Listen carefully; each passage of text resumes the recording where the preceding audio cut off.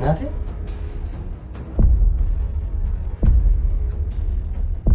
ይሄ ነገር እንዴት እዚህ ቤት መጣ?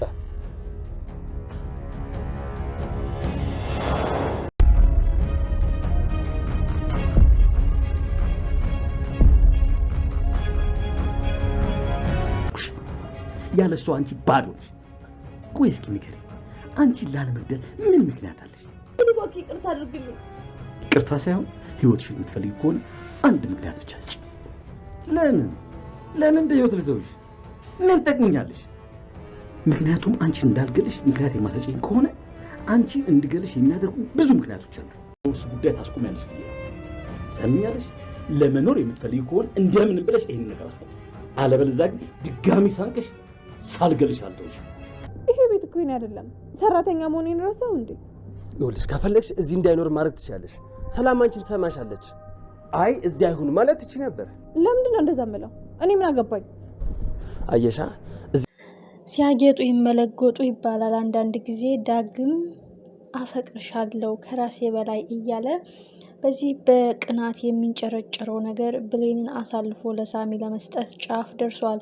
በኃይሉ ላይ የተተኮሰው ጥይት ማን ላይ ነው ያረፈው? የእውነት የገነት ጎረቤት ወይዘሮ ፀሐይ በኃይሉ ግንባሩን አለችው ወይስ ደረቱን ወይስ ግድግዳውን እያለ ነበረ። እንግዲህ በኃይሉ በህይወት ተርፏል። የዳግም ቅናት፣ የብሌን አስተዋይነት፣ የሳሚ ታጋሽነት እጅግ አጓጊና ልብ አንጠልጣይ የሁሉም ፍጥጫ እንደቀጠለ ነው። ሰላም የተከበራችሁ የተወደዳችሁ ውድ ቤተሰቦቼ ሰላማችሁ በዘት ይበል። ተወዳጁ አደራ ዛሬም አጓጊና ልብ አንጠልጣይ እንደሆነ ቀጥሏል። እጅግ የሚገርመው ነገር ዳግም ሳሚ መልካም በሰራ እጅግ እያስመሰለና ያንቺን ልብ ለማግኘት የሚያደርገው ድራማ ነው በማለት አልዋጥለት ብሏል። ሳሚ ግን አውቃለው እኔ ከአንቺ ድብን ያለ ፍቅር ቢዘኝ አንቺን ለማግኘት ብጥርም ምንም ማድረግ አልችልም። አንቺ የሌላ ሰው ነች። ፈጣሪ ከፈቀደ የሚሆነውን በተስፋ መጠበቅ ነው። ዳግም ግን እየገፋሽና እያስቀየመሽ ነው። በእርግጥ በመሀላችሁ መግባት አልፈልግም ብሌን፣ ሁሉንም ያወራችሁትን ሰምቻለሁ። እሱ እዚህ የኔ መቆየት ምቾት ነስቶታል፣ እንቅልፍ አሳጥቶታል። ግድ የለም አስፈላጊ ከሆነ ሄዳለሁ ቢልም ብሌን ግድ የለም ከስንት ነገር ታድገህን ከስንት ነገር ጠብቀህን በፍጹም በማለት እንግዲህ መልካምነቷን አሳይታለች። ይህ ሁኔታ ሰላም የነሳው እንቅልፍ ያሳጣው ዳግም በቅናት እየተንጨረጨረ ወደ ጃምቦ ቤት ሂዷል።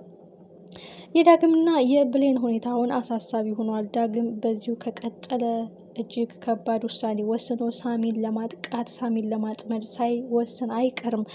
ደስ የሚለው ነገር ዳግም አሁን በቅናት ውስጥ እያለ ያገኘው ሽጉጥን ምን ሊያደርግበት ነው? ከባኃይሉ የተነጠቀው ሽጉጥ ዳግም እጅ ገብቷል። ይህ ደግሞ ሌላ መዘዝ ይዞ ይመጣል ማለት ነው። የሳሚና የብሌን ቅርርቦች በቀጣይ እጅግ ደስ የሚል ግንኙነት ይኖራቸዋል የሚል እምነት አለን። አንዳንድ ጊዜ ኮንፊደንስ ኑሮን 100% ዳግምን ብቻ ነው የምወደው፣ ከሱ ውጭ ሌላ ሰው አልመኝም፣ እሱ ብቻ ነው የኔ ህይወት የኔ አጋር ብላ በአፏን ሞልታ ብትናገርም ብሌን ፍቅር ግን ፍቅር ነው። ፍቅር ቅጽበታዊ ነው። ፍቅር ቅርርቦሽን፣ ፍቅር እንክብካቤን ይፈልጋል እና ሳሚን በሚያደርጋት ትሪትመንት በሚያደርግላት ነገር የዳግምን ቅናት የዳግምን ራስ ወዳድነት እያየች ስትመጣ ወደ ሳሚ ልትሳብ ትችላለች። ሳሚም የሚፈልገው ይሄን ነው። ግድ የኔ ሁኝ ብዬ አልሆንሽም እስከ ዛሬ፣ ፈጣሪ ከፈቀደ በትዕግስት ጠብቅሻለሁ፣ አምናለሁ። ዳግም በእንደዚህ ባረገ ቁጥር አንቺን ወደ እኔ እየገፋሽ እና እሱ ከልብሽ እየራቀ ይመጣል የሚል ተስፋ አለው። ዳግም ግን በጣም ቅናት ውስጥ ገብቷል። በዚህ የጋለ ስሜት ውስጥ ሆኖ የአቶ በኃይሉን ሽጉጥ ከእናቱ ትራስ ውስጥ አግኝቷል። ይህ ሽጉጥ ሌላ መዘዝ ሌላ ጣጣ ይዞባቸው እንዳይመጣ እሱም በልክና በንዴት የሚወሰነው ውሳኔ በኋላ ዋጋ ያስከፍላል። ሜቢ በንዴት ተነሳስቶ በተደጋጋሚ ከሳሚ ጋር ካያት አንድ ግቢ እስካሉ ድረስ ሳሚን ከማጥቃት ወደ ኋላ አይልም። የብሌንና የዳግም የመጨረሻው እስትንፋስ ይሄ ሊሆን ይችላል። አንተ ትዕግስትህን ካልተቆጣጠርክ፣ ስሜትህን ካልተቆጣጠርክ፣ ቅናትህን ካላቆምክ እኔ ከልቤ ፍቄ ላወጣህ ነው በማለት ከዚህ በፊት ነግረው ነበረ። በኃይሉን ሲወጋው ሌላ ውስጥ ሲገባ ብዙ ነገር። አሁን ግን የበለጠ እየተጋጋለ እና የበለጠ ልክ ውስጥ እየገባ ነው። ብሌን አፏን ሞልታ ከዳግም ውጭ ማንንም አላፈቅርም። አውቃለሁ ሳሚ አንተ ታፈቅረኛለህ፣ ግን እኔ ለአንተ አልሆንም፣ እኔ ለዳግም ብቻ ነው እያለ በሙሉ ልቧ እየነገረች፣ ዳግም ግን ሳሚን በቀረበችው ቁጥር በቃ ልቧ ወደሱ እየሸፈተ ነው የሚለው ነገር ነው።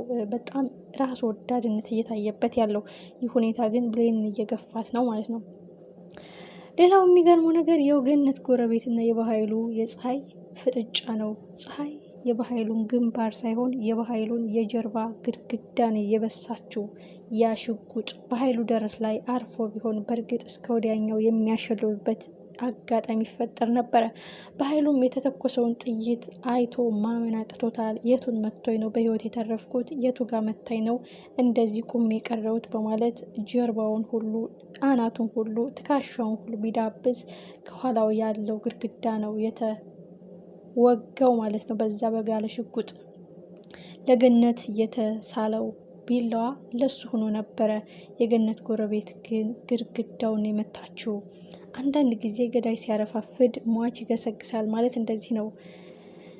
የሚገርመውና የሚደንቀው የቃልና የበኃይሉ መጣመር ነው። ቃል ከውርስ ውጭ ሁኛለው፣ አብረን ልንሰራ ልንጣመር ይገባል። ጠበቃው የውርሱን ጉዳይ እያስፈጸመ ሳለ ከውርስ ሰርዛኛለች አልማዝ በህይወት መኖሯን ስታውቅ። ይህን ጉዳይ ደግሞ ወረቀቱ ሳይቀደድ ቀጥተኛ ጠበቃውን አግኝተን በሆነ ነገር አግተን አስፈራርተን ፍጻሜ እንዲኖረው ልናረግ ይገባል። እኔ ለአንተ ጠቅምሃለሁ፣ በኃይሉ መውደቂያ የለኝም፣ ሰላም ሰርዛኛለች፣ ከቤቷ አስወጥታኛለች፣ ከውርሱም አስወጥታኛለች በማለት ሌላ ትኩስ መረጃ ብሰጠውም አልገልሽ የሰላም ውርስ ብዬ ነበረ። አሁን ግን ለእኔ ምንም አጠቅሚም፣ ሁልጊዜ እንደ ካድሽኝና እንደ ወጋሽ ነው።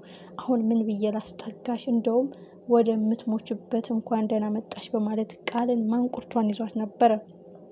ቃልም ግድ የለም በኃይሉ እጠቅምሃለሁኝ፣ ብዙ ነገር አለ የማቀው በማለት እንግዲህ የምታውቀውን ሁሉ ተናግራለች። ከበኃይሉ መሰሪነትና አደገኝነት አንጻር ጠበቃውን አግተው በግዴታ ተፈጻሚነት እንዲያደርገው ሰላም ያየችውን ወይም የፈረመችውን ወረቀት በሕግ ተፈጻሚ እንዲሆን እንዲያደርጉት ሊሆን ይችላል የሚል እምነት አለን። ይህ ጉዳይ ወዴት አቅጣጫ እየሄደ ነው?